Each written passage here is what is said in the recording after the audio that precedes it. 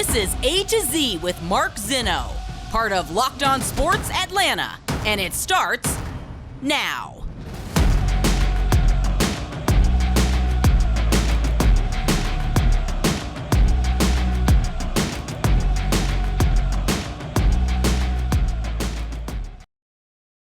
Good afternoon. Welcome to A to Z here on Locked On Sports Atlanta, where today I tell you I didn't see this one coming. Welcome in. We are live here on this Wednesday and a jam-packed show for you guys. Appreciate you making A to Z part of your everyday sports listen here in Atlanta. We are free on YouTube and wherever you get your podcasts. You search Locked On Sports Atlanta. Give us a follow on Twitter at Locked On ATL. Of course, I'm at Mark Zinno, MarkZinno. Braves within 2 games of the New York Mets as they go for a sweep of the Pittsburgh Pirates today. We will talk about their great run that they have returned on as well. Tour Championship, FedEx Playoff Cup, East Lake getting underway starting tomorrow. We'll take a little preview look ahead at that as well. And we've got plenty of other news in the sports world to get to. But I wanted to start with the Falcons today. This was, when I say I didn't see this coming, I didn't see this coming. So Bill Barnwell, who I think is an excellent writer and reporter for the NFL for ESPN.com. I've had him on my show several times over the years. I think he's really, really smart. Yesterday he put out a column predicting NFL teams that are most likely to improve in 2022. And it's called like numbers and data and everything else. So there were 5 teams on there, and I was almost like semi-curious to see maybe somebody thinks the Falcons will improve. And of course, they weren't on the list, and I didn't think that much of it. It wasn't that big of a deal. But today, there is another column out there from Barnwell that is the opposite of this one. It is 5 teams that are most likely to decline, teams that are going to lose more games than they did the year before. And the Falcons made this list, and I'm not really sure how. To me, I was rather surprised. Now, again, by any metric, the Falcons losing 6 games and going 6-11 is less games than they won last year. But all the other teams on this list were playoff teams from last year: Packers, Raiders, Steelers, Titans. And the Falcons make the list. So I want to go over some of this with you because some of this I think is a little bit slanted and surprising the way they're looking at it. But there is some truth to some of the things that they're saying. In that sense, one of the stats he points out is that the team was outscored by 146 points, which is 8.6 points per game. No 7-win team in league history has posted a worse point differential, and that's cheating because of the 17-game schedule. So no 6-win team in league history has posted a point differential worse than Atlanta's minus 146 mark. Okay, now, you start to part and parcel this. You look at a couple of games. There were 2 games they lost by 35 points. So let's just take that 70 points. And even if you lose by 20, bring it down 30 points to 35 points to a minus 111. Are they as bad? No. Does 1 or 2 games severely slant that number? Yes. He says Atlanta finished with just 4.9 expected wins, which ranked it 30th in the NFL. And they got away with some late wins. How did they go 7-10? Well, he says Younghoe Koo. They went 6-2 in games decided by 7 points or fewer, and their largest victory came by 8 points over the Panthers, who had Cam Newton and PJ Walker at quarterback. Okay. Now, this part I think is a little bit fair. There generally seems to be some regression to the mean when you see numbers like that. When you are 6-2 in games decided by 1 score or less, that bodes really well for you.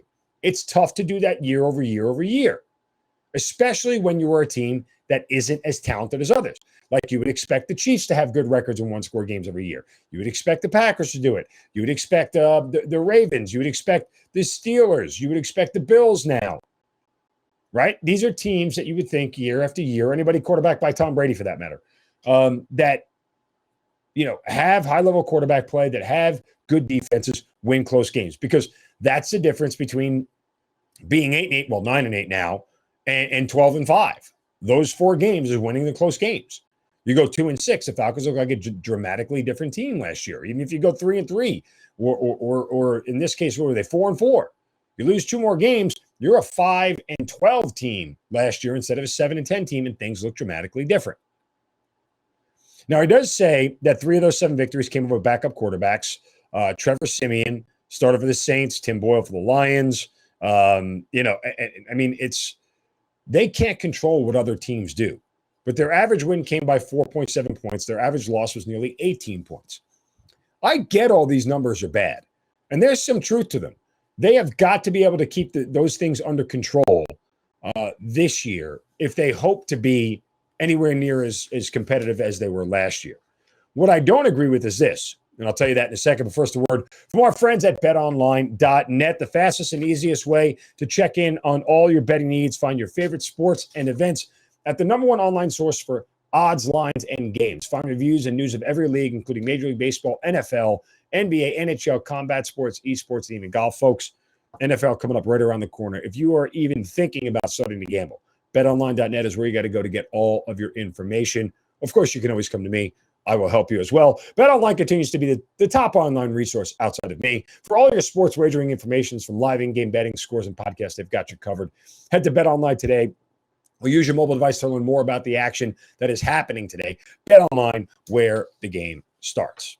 All right, now back to Bill Barnwell's column. Here's what I don't like that Bill Barnwell seems to imply. And he goes through the whole idea of the offseason and talking about flirting with Deshaun Watson, losing Russell Gage, Foye Oluokun, having to trade Matt Ryan. Okay, there you go. But he then starts to talk about the other teams in the NFC South. Tom Brady comes back. The Saints get Jameis Winston at quarterback. He even wrote that the Panthers land an upgrade on Sam Darnold at quarterback and Baker Mayfield. Is it really an upgrade? Oh, dear Lord. Anyway, so then he talks about Calvin Ridley getting suspended. And he says it's not all doom and gloom for the Falcons. They have a beautiful stadium. Oh, bite me. It is a nice stadium. But quarterback A.J. Terrell, one of the best in the league. Kyle Pitts will join him this year. Marcus Mariota was a reasonable plan B. We may see Desmond Ridder at some time. And the final paragraph. With that being said, the Falcons are likely going to be the worst team in the league this season. Smith was furious at suggestions his team was tanking this season. I take him at his word. I don't think the Falcons are going to be tanking because they aren't trying to lose on purpose. It'll just end up looking that way. I disagree. I genuinely disagree. I don't think this team will be as uncompetitive as they are forecasting. I mean, can the defense get worse? I suppose theoretically it could, but I doubt it. Couldn't get much worse than what they were last year. Now, they've got to limit big plays. There is no ifs, ands, or buts about that. They have to find a way to not get beat in big plays. By the way, a quick little shout out to Neek, who tweets at the real Patman, who was listening to Locked On here, A to Z, and we talked about big plays a couple of weeks ago when he pulled some data for Pro Football Reference. We talked about big plays from the offensive side, by the way. And when you look at the teams that the Falcons play this year, and you see the teams that had big playability, Arizona, and a lot of these NFC West teams, by the way, Arizona, the Rams, the 49ers, even the Seahawks last year were a good team with big playability, mostly because of DK Metcalf. But, this is something that they're going to have to limit. If this team is going to get better and be competitive, they've got to limit big plays. But I just have a hard time believing that Arthur Smith, and this is what really does it for me. If Arthur Smith takes a major regression step backwards, I don't think anybody's going to fault him for it. It would just be very surprising to me. I don't see it. I don't see 6-11 as a major step backwards. They only win 3 or 4 games. That's a major step backwards. Winning 3 or 4 games has you in the top 3 in the NFL draft. If that's where the Falcons end up, I'm going to be mildly surprised. I just don't see it. I think they're better than that. I think Arthur Smith has them better prepared than that. And so from that standpoint, I disagree, and I think the article is rather insulting, just to be perfectly honest with you. All right, coming up next, we will dive into the Braves' upcoming schedule. When could they likely take over first place in the NL East? That's next right here on A to Z on Locked On Sports Atlanta, free on YouTube and wherever you get your podcasts. Welcome back to A to Z here on Locked On Sports Atlanta, free on YouTube and wherever you get your podcast. You search Locked On Sports Atlanta. Again, give us a follow on Twitter at Locked On ATL. I'm at Mark Zinno. Check out all the shows we got here on the Locked On Sports Network. I'm A to Z. We have John Chuckery at Hitting Hard. We have Jarvis Davis and Tanisha Batiste with ATL Day Ones, our Braves postcast after every game.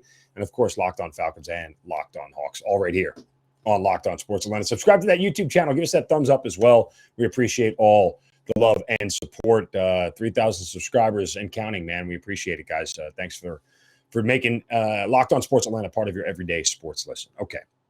Every day the Braves play a game, pretty much. And they got one more today against the Pittsburgh Pirates. Kyle Wright's going to take the mound against Mitch Keller. The Braves are going to go for the season sweep of Pittsburgh.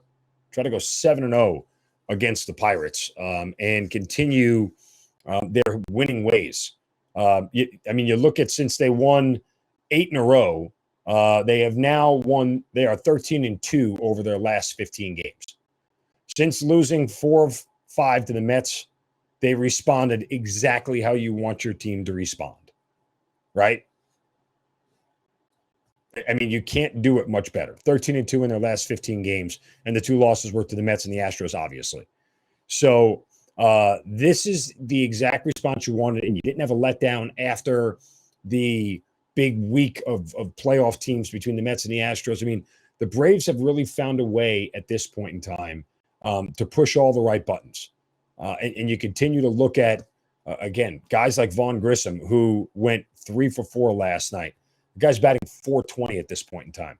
I still wonder, again, I wonder how they're going to get him in the lineup when Ozzie Albies comes back. I scratch my head at how this is all going to work. Great problem to have, but I scratch my head about how all this is going to work for them. But I wanted to take a look at the schedules and dive into them, because trying to find an opportune time when they can overtake the Mets is really difficult down the stretch. The Mets only have 9 games left against teams with better than 500 records. They have 3 against the Dodgers. They have 3 against Milwaukee and 3 against the Braves. Okay. Conversely, the Braves have 16 games against teams above 500 remaining. After this game in Pittsburgh, they'll have 3 in St. Louis. They'll have 3 against Seattle. They'll have a total of 7 against Philadelphia, and then 3 against the Mets. So a little bit tougher of a schedule. And while, the bulk of the other division opponents for the Braves is Washington and Miami, I'm just looking, they have 6 against Washington, 6 against Miami. The division opponents left for the Mets, they have 6 against Washington and 5 against Miami. So it's pretty even across the board from that standpoint. Just got to take care of business against those teams, which the Mets have. Let's take a look at a date and at least give me a shot at predicting, because I remember I told you when the Braves would be back above 500, and I nailed it perfectly. Was the last date that they would be. So I'm going to try to do it again here in just a second. But first, a word from my friends at Coffee AM. I tell you about them every day, guys, because they have some of the best coffee I've ever tasted in my life. It is so fresh, and when it arrives at your door, it's going to smell like heaven. Why is it so fresh? Because they roast their coffees and ship them on the same day or very close to it. So you know you're getting a great product that is fresh. And it's located right here in Georgia, Coffee AM is. And they roast crops from all over the world. Specialty grade, current crop, organic, fair trade, direct trade, specialty blends, coffees, teas, and gift sets. All of it is at Coffee AM. And you are going to love the selection they have of coffees from around the world. If you haven't tried coffee from around the world, trust me, you should do it. Go to coffeeam.com/locked-on and take a look at their full menu of coffees, teas, and gift sets. Again, that's coffeeam.com/locked-on. Make sure you use the promo code locked-on at checkout to get 15% off your first order of coffees, teas, and gift sets. Coffee AM, the best small batch coffee roaster in America.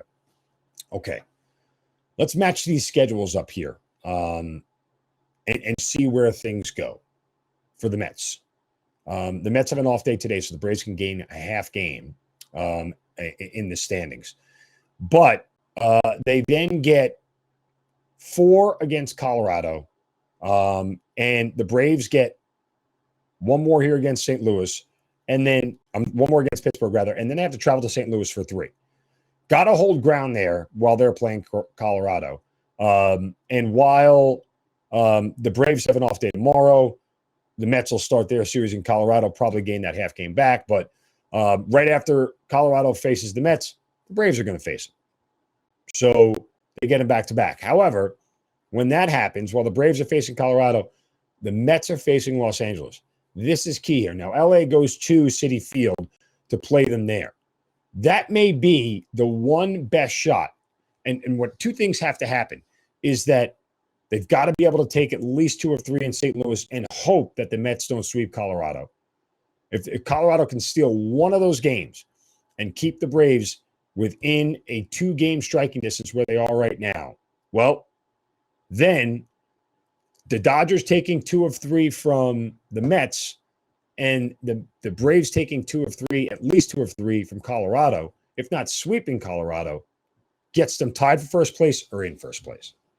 This may be the best shot to do it right before Labor Day weekend. Because after that, there's a little bit of a respite for the Mets. In fact, a large one. They get Washington, Pittsburgh, and Miami, and that gets you through Sunday, September 11th, and the start of the NFL season. In that same time frame, the Braves get Miami, Oakland, and Seattle. And they got to go to Seattle and to Oakland. Now, Oakland should be cupcake, but going out west always stinks because they're going to start a long West Coast road trip. Well, it's 8 games, but it is in 11 days. So the Braves are all the way out west for that whole deal.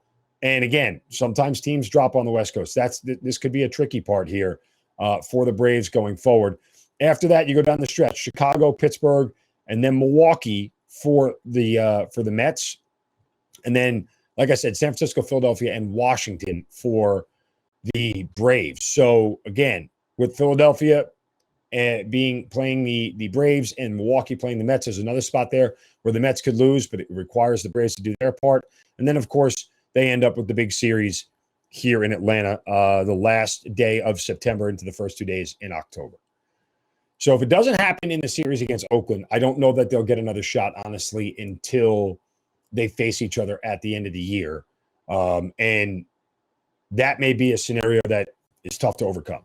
But still, I think that these 2 teams are going to be neck and neck the rest of the way. If one of them falters and just has a bad streak where they lose 5 of 7 and 9 of 12 or 13, whatever it is, yeah, they're dead in the water. The gap is going to be too big and the opponents are too easy. At this point, anything that gets you above 4 games feels like it's almost insurmountable. As long as the Braves stay under 4 games, by now through the middle of September, they're going to have a decent shot to take care of business. And they may have to sweep them, but it's not like they proved that they couldn't do that. It's not like they proved they couldn't win 3 games against them. So, yeah, it's going to be very interesting to see how this all plays out and when the best likelihood is that the Braves can take over first place.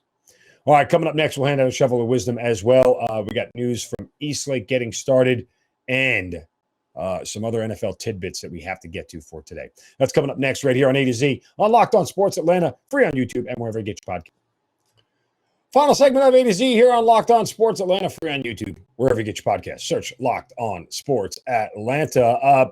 I failed to mention that we did have one other Falcons note that I wanted to get to that I thought was interesting, but there are some other things going on here today. Obviously, again, Eastlake getting underway tomorrow. Going to be an incredible crowd.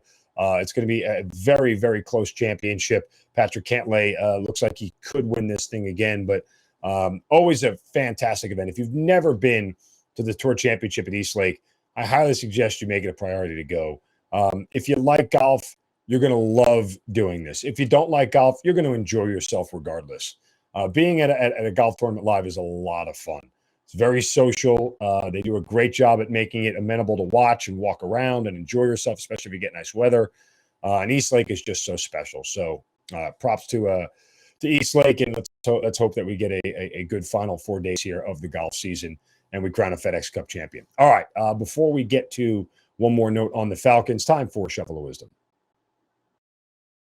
Brace yourselves, because it's time for the Shovel of Wisdom.